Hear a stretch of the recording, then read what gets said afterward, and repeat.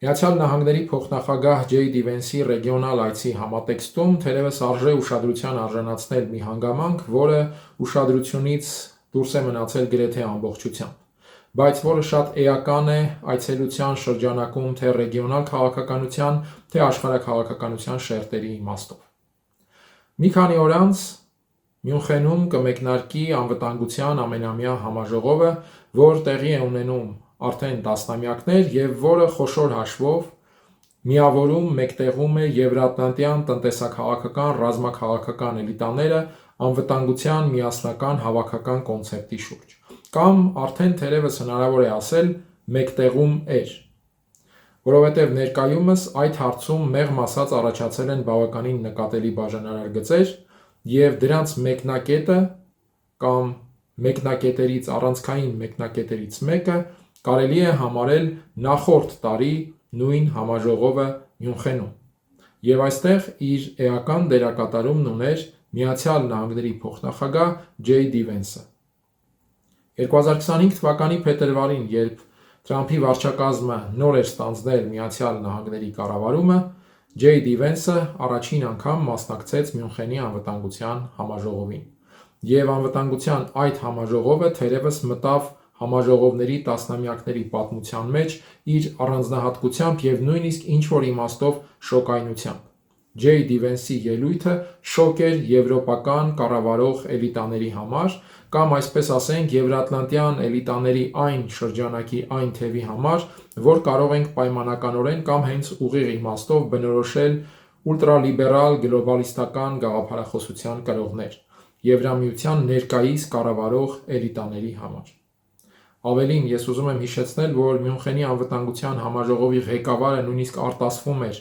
Ջեյ Վենսի ելույթից հետո, ասելով, որ թերևս սա հավաքական արևմուտքի ավարտի մասին էր։ Իսկ Վենսը կոշտ քննադատության ենթարկեց Եվրամիությանը, կոշտ քննադատության ենթարկեց եվրոպական երկրների ղեկավարներին,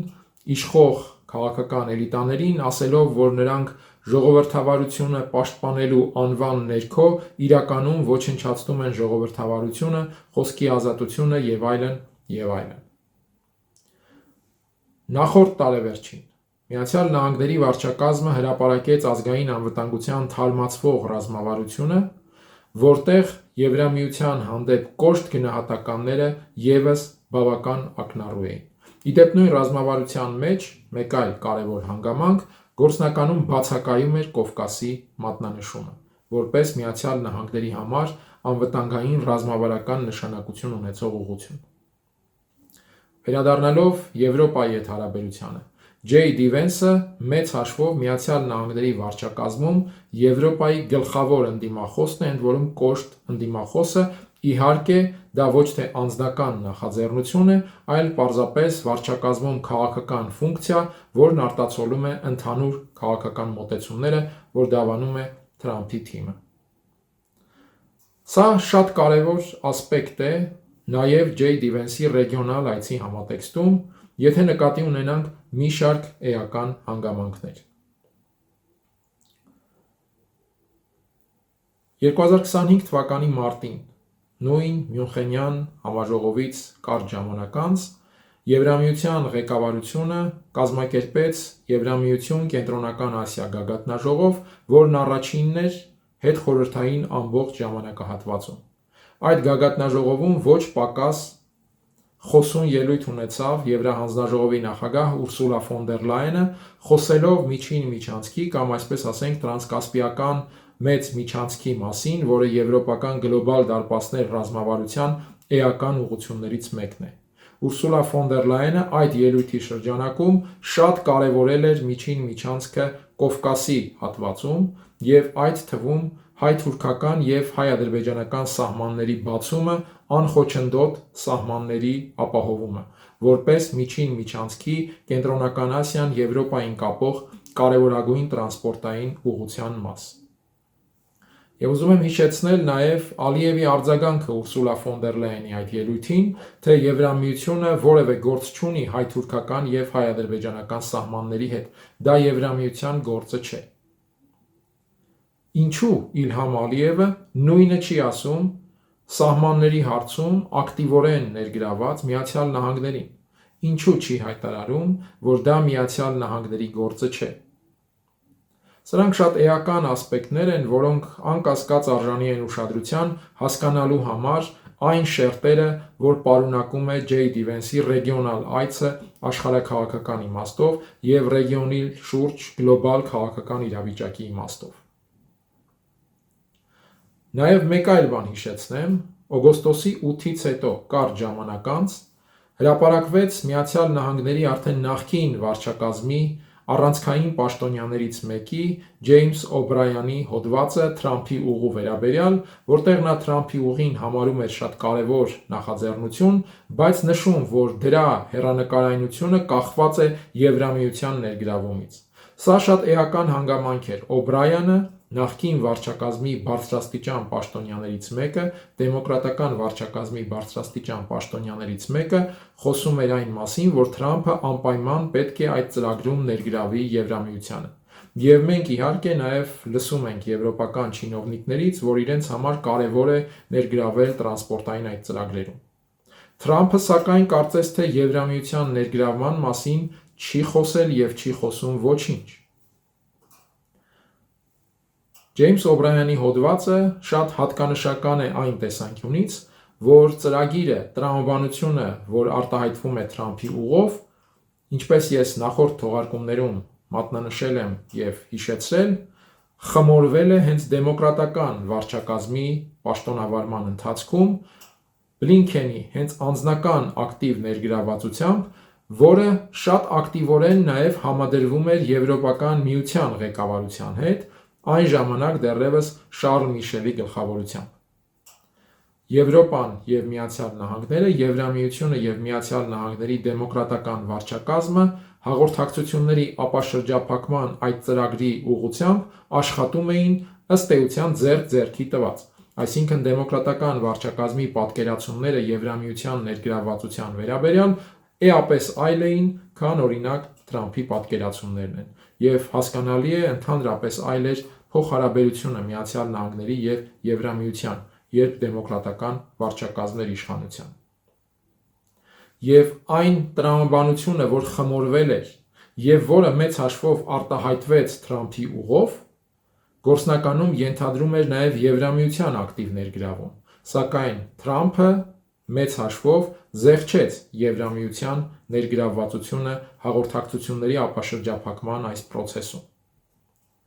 Եվ սա բնականաբար ընդհանուր այն աշխարհաքաղաքական մոտեցումների և պատկերացումների շրջանակում, որ դավանում է Թրամփը կամ Թրամփի քաղաքական թիմը։ Ահա այս տեսանկյունից է նաև շատ էական դիտարկել Ջեյ Դի Վենսի այցը ռեգիոն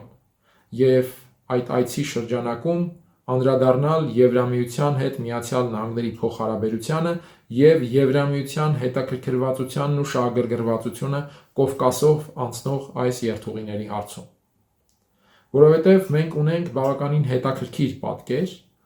մասնավորապես նաև այն իմաստով, որ օգոստոսի 8-ից հետո, երբ դիտարկում ենք տենդենսները ռեգիոնում, այդ թվում հաղորդուղիների ապաշրջափակման մասով, ապա տեսնում ենք, որ գործնականում մյուս էական շահառուն է Ռուսաստանի Դաշնությունը, որովհետև անգամ Թրամփի ուղին դեռևս չգործարկված, Թրամփի ուղին դեռևս նույնիսկ իրավականորեն չամբողջացած, սկսել է աշխատել տրանսպորտային այլ երթուղի, երկաթուղային այլ երթուղի Կենտրոնական Ասիայից, Ռուսաստանից, Ադրբեջանով, Վրաստանով դեպի Հայաստան։ Եվ մենք գործնականում տեսնում ենք, որ այստեղ ի հեճուկս Հայաստանում տարածվող քարոզչության գործում է բոլորովին այլ տրամաբանություն։ Եվ օրինակ Միացյալ Նահանգների նախաձեռնությամբ հաստատված, այսպես ասած, խաղաղության գործընթացը ոչ թե Ռուսաստանն է դուրս դնում ռեգիոնից, այլ մեծ հաշվով Եվրամիությունն է հայտնվում խաղից դուրս կամ համենայն դեպս այդպիսի ռիսկի առաջ։ Գոնե այս պահին գետնի վրա եղած իրավիճակը խոսում է այդ մասին, հատկապես հիշենք, որ օրինակ Հայաստանի վարչապետն էլ հայտարարում է, թե Ռուսաստանին առաջարկում են կառուցել Ադրբեջանի և Թուրքիայի հետ սահմանագծի երկաթուղային հատվածները հենց վերը նշածս լայն լոգիստիկան ապահովելու համար, Մոսկվայից հայտարարում են, որ այդ հարցով ակտիվ քննարկումների մեջ են Երևանի հետ, իսկ նախորդին էլ Հայաստանի վարչապետը հայտարարում է, որ Երևանը որևէ անգամ, որևէ կերպ չի անի քայլեր, որոնք դեմ են Ռուսաստանի շահին։ Ես այս ամենը բոլորովին չեմ մատնանշում այն բանի համար, թե պետք է արդյոք դեմ լինել Ռուսաստանի շահին, պետք է միանալ որևէ մեկին ռեգիոնից դուրս դնելուն, թե ոչ, անկախ այն ամենից խոսքը Ռուսաստանի մասին է, Եվրամիության մասին է, թե որևէ այլ խաղացողի մասին։ Հայաստանն ընդհանրապես չպետք է ստանձնի այդպիսի ֆունկցիա եւ մտնի որևէ այդպիսի գործընթացի մեջ, դուրս դնել որևէ մեկին ռեգիոնից կամ բերել որևէ մեկին ռեգիոն։ Դա նույնիսկ Հայաստանի հնարավորությունների գերագնահատում է, որովհետև Հայաստանն այսօր մեղմ ասած անգամ իզորու չէ լիարժեք պաշտպանել իր սահմանները, ուր մնաց ստանձնել ռեգիոն որևէ խոշոր խաղացողի բերել կամ չբերելու առաքելություն կամ գործառույթ։ Վերադառնալով բուն թեմային, ես պարզապես փորձում եմ արձանագրել գետնի վրա եղած իրողությունները, օգնելու համար մեր քաղաքացիներին, օգնելու համար, որպեսզի մենք որպես հասարակություն կարողանանք ավելի ճշգրիտ կամ ամբողջական պատկերացնել, թե ինչ է տեղի ունենում եւ չսպառել պարզապես ներքաղաքական կոնյունկտուրային տրամաբանությամբ մատուցվող քարոզչական մանիպուլյատիվ ապրանք կամ արտադրանք։ Այդպիսով մենք տեսնում ենք, որ օգոստոսի 8-ից հետո Թրամփի ուղուն զուգահեռ գործնական հողի վրա ծավալվում է մեկ այլ ուղի, որտեղ շահառուն ակնհայտորեն Ռուսաստանի Դաշնությունն է, իսկ Եվրամիության հարցը կարծես թե աստիճանաբար դառնում է ավելի բաց։ Եվ J.D. Vance-ի այցը մեծ հաշվով կարծես թե խորացնում է հենց իրերի դրության այս տրամաբանությունը։ Նկատենք, որ այցելության ընթացքում Միացյալ Նահանգների փոխնախագահը թե Երևանում, թե Բաքվում խոսք անգամ չի ասել Եվրամիության հետ գործակցվածության կամ ներգրավվածության եւ այլնի մասին։ Սրանք, կրկնեմ, շատ կարևոր դետալներ են հասկանալու համար, թե ինչ է տեղի ունենում, թե մեր ռեգիոնում, թե անմիջապես Հայաստանի շուրջ եւ հնարավոր է նաեւ Հայաստանի ներսում, որովհետեւ այն մրցակցությունը, որ կա Միացյալ Նահանգների ու Եվրամիության միջև, անկասկած որևէ կերպ արտահայտվելու է նաեւ հենց Հայաստանի ներսում, հաշվի առնելով առավել եւս նախընտրական իրավիճակը։ Իդեպ, այս տեսանկյունից շատ հետաքրքիր է, թե արդյոք J.D. Vance-ը կմասնակցի առաջիկայում Մյունխենում կայանալիք անվտանգության հերթական համաժողովին, թե Միացյալ Նահանգները կունենա այլ մասնակցություն եւ հետաքրքիր է, թե ինչպիսի բովանդակություն կունենա այդ մասնակցությունը։ Այս ֆոնին նաև շատ էական է օրինակ այն, որ Ֆրանսիայի նախագահ Մակրոնը հերթական անգամ հայտարարում է Ռուսաստանի հետ երկխոսության անհրաժեշտության մասին, ընդ որում խոսում հետևյալ տրամաբանությամբ, որ պետք է կառուցել եվրոպական երկխոսության, Ռուսաստանի հետ Եվրոպայի երկխոսության մեխանիզմը, այսինքն խոսքը վերաբերում է ոչ թե պարզապես շփումների մասին, այլ որոշակի մեխանիզմ կառուցելու մասին։ Ընդ որում, Մակրոնը իհարկե նախկինում էր ամիսներ առաջ էլ խոսում էր այս թեմայով, բայց այսօր արդեն կա փաստը, կա տեղեկությունը, որ նրա քաղաքական հարցերով խորհրդականը նաև ժամանել էր Մոսկվա։ Իհարկե Ֆրանսիայի նախագահը պատկերացնում է, որ արկա process-ները խաղից դուրս են դնում Եվրամիությանը։ Ոչ միայն իհարկե Կովկասում, այլ նաև ընդհանրապես նույնիսկ Եվրոպայի ճակատագրի համար աշխարհաքաղաքական քննարկումներում։ Եվ սա է պատճառը, որ նա խոսում է Ռուսաստանի հետ երկխոսության մեխանիզմ կառուցելու մասին եւ իր խորհրդականին գործուղում Մոսկվա։ Կրկնեմ, սա ամենևին այս կամ այն աշխարհաքաղաքական կենտրոնին հավանելու, համակրելու կամ հակակրելու մասին չէ։ Սա այն կարևոր հանգամանքի մասին է, որ պետք է ամբողջապես դիտարկել տեղի ունեցող process-ները, որպեսզի չդառնանք ինֆորմացիոն քարոզչական մանիպուլյացիաների զոհ։